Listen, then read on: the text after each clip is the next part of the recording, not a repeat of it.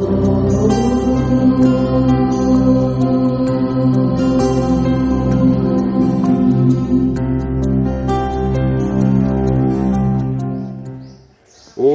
नमस्कार मित्रों, आज स्वागत है आपका।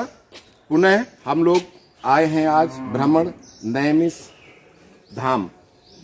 अब आपको आपके समक्ष हम आपको दर्शन करा रहे हैं इस अक्षय वट का, जो आज ये 5687 साल का ये वृक्ष हो चुका है, जिसके नीचे महर्षि वेद व्यास ने यहाँ पर बैठ करके महाभारत की परिकल्पना की थी। महाभारत लिखना चाहते थे, लेकिन उनको समझ में नहीं आ रहा था कि महाभारत लिखे कैसे, क्योंकि उनके ही दोनों कुलों का नाश हुआ था और वो इतना दुखी थे, उनको समझ में नहीं आ रहा था कि महाभारत कैसे लिखें।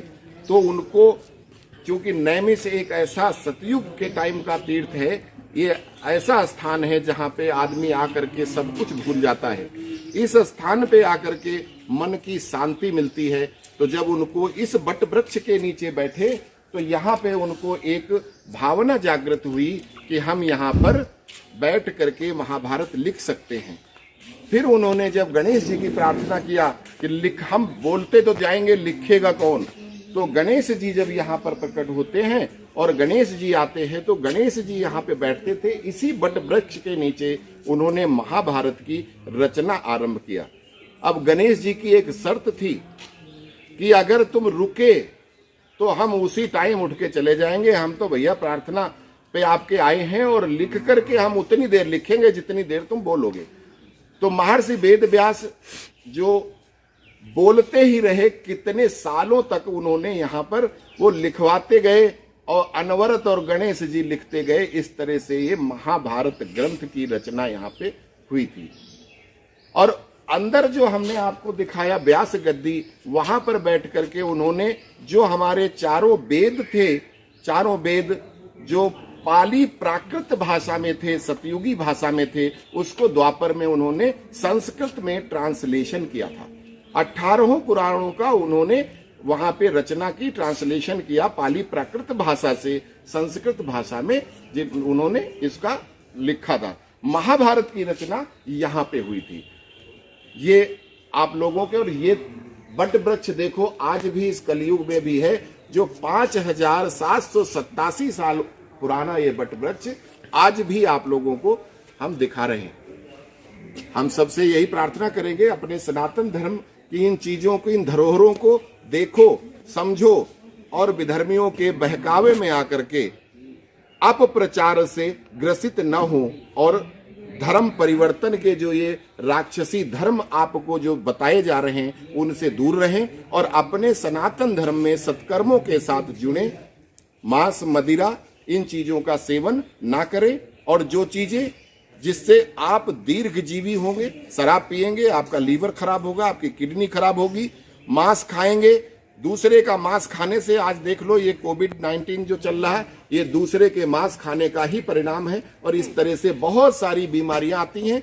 हमेशा इन चीजों से हमारे सनातन धर्म में रोक लगाई गई, तो ये इसका ये कारण था। आज आप लोग देख रहे हैं, लोगों ने कहा कि छुआछूत की बीमारी ये वो, और आज भी कितने भाषण देते हैं लोग कि छुआछूत। आज क्या है, आज लोगों को समझ में आया छुआछूत क्या थी, क्योंकि लोग जो संस्कारी थे, जो कोई जाति प्रथा हमारे यहाँ नहीं थी। हमारे यहाँ चार वर्ण हुआ करते थे, जिसमें जो ब्रह्मज्ञानी थे, जो पूजा पाठ करते थे, दूर रहते थे, लोगों को शिक्षा देते थे, उनको ब्राह्मण कहा जाता था। आजकल ब्राह्मण जो मांस खाते, शराब पीते, वो ब्राह्मण नहीं है, नाम के ब्राह्मण लगाते हैं, उनको ब्राह्मण नहीं कह सकते। ब्राह्मण का मतलब होता है जो ब्रह्म का ज्ञान रखे। क्षत्रिय वो थे जो अपने सबको रक्षा करते थे, वो क्षत्रिय थे। जो व्यापार करते थे वो व्यापारी थे। और शूद्र का जो लोगों ने कहा ये जाति शूद्र है, कोई जाति थी ही नहीं। शूद्र का मतलब होता था सर्विस करने वाले।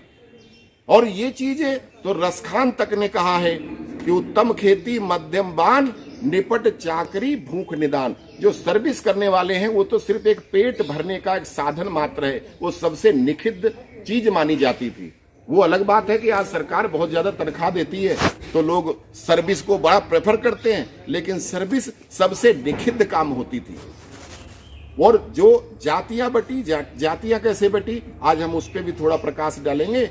जातियां होती हैं जो तेल का व्यापार करते थे, तेली हो गए, चमड़े का व्यापार करते थे, चमार हो गए, जो भैंस पालते थे वो अहीर और यादव कहे गए, जो भेड़ बकरी पालते थे वो गडरिया कहे गए। इस तरह से हमारे कर्म के अनुसार हमारी वो पूर्वज पीढ़ी दर पीढ़ी करते गए, वो जातियां बढ़ती गई। सारे इन्हीं जो हमने अभी आपको दिखाया, इन्हीं मनु शतरूपा की हम सारी औलादे हैं और सब भाई हैं। आपस में मिलके रहो और अपने धर्म का प्रचार करो, अपप्रचार में मत फंसो। अस्तु, जय श्री राम।